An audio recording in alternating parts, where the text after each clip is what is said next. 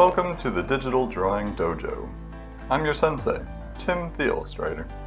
Sit back and enjoy the show as your sensei slings some silly shenanigans across your screen. If this sort of thing floats your boat, or sinks your sub, subscribe below. It really does help me out. Speaking of boats, let's start with the doodled ship while I begin working on the grass. When I started sketching the boat, the Princess and the old man came to mind, and the little sail I added became a shark fin, and the boat became a shark, and, well, I just had fun with it. Fin fact, I had so much fun that I decided to go ahead and plant a Princess Easter egg on the next page.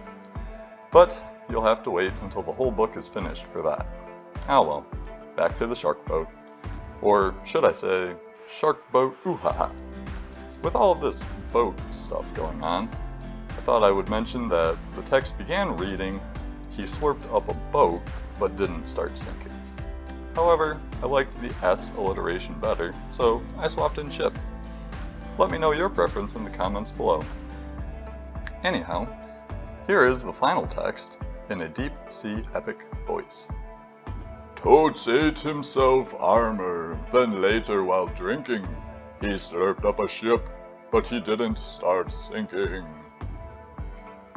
So anyways, now you can see that I'm starting to cover up a boat, or make the actual boat, I suppose you might say, and the sketch underneath as well.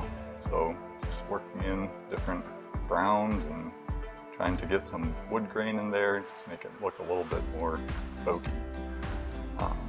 From there, I erase some of the extra sketch, and then continue working because I wasn't quite satisfied, so adding a little shadow under the prow, or, honestly I'm not sure what exactly that part of the boat is called, but there it is. Take a pause, because here we go, on working on the slurp.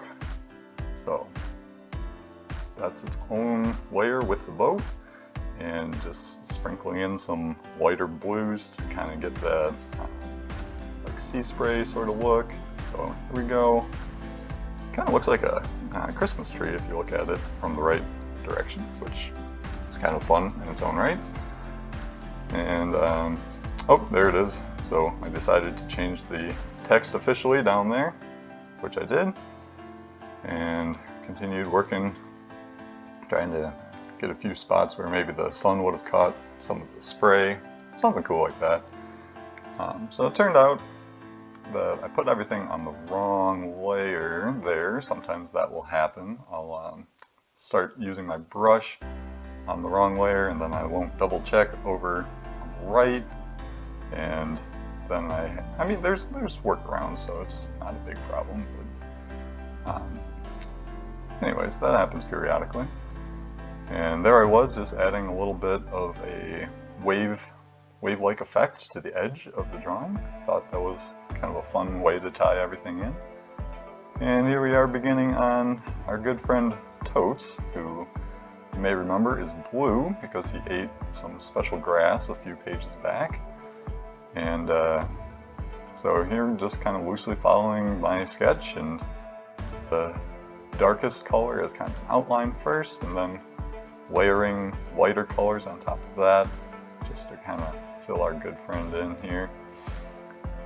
And just reminding myself all the different things he's got going on, because it's only been a few pages, but he's, well, he's blue, and he has some spikes on the back, and just ate himself some armor, so that's what those kind of funny panels are, and that's why he's got those boot looking things.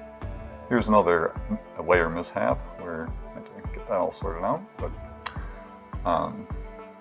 and actually you won't see it on this particular drawing, but I did decide with Elizabeth's suggestion that a set of armor wouldn't be complete without a helmet, so I did add a little helmet for our friend here. So you'll have to check out the finished product to get a good look at that. But in the meantime, here we are, a little bit of kind of shine on the armor, a little reflectiveness. And we've got the whitest mostly in there. I'm just deciding to touch a few things up. So let's go ahead and do that. Now we're on to the eyes and the nose, which I almost always do on a separate layer. I just find that fun, and if I don't like it, then I can more easily just erase it, as opposed to having to fill it all out. So here's his tongue, because when you're slurping, I guess you use your tongue a little bit. So there it is. And get the bigger perspective, decided, needs to be a little darker so it sticks out from the water a little bit. Then, no, why don't we also get some water on that? But those were just some shadowy touches that you caught right there. And now he's got some water on his tongue. Back to the grass, a little bit of grass that he's standing in. Try not to make that blend in too good. So, alright, and here we go, working on the text. And got my little system that I have, so I just kind of loosely trace over some text, and I use a pen variant that makes it a little more lumpy like that, and then I come in with an even smaller brush and kind of touch up even that to make it look a little, just look a little nicer. Smooth out some things, add fun little points, whatever. But in any case, I think it certainly still counts as handwritten text, and it takes a good little bit to do that. So don't like to make too many edits, but I guess I have made quite a few. So sometimes I'll have to move stuff around like I'm doing here. Don't quite like the spacing. So just had to fix that up a little bit.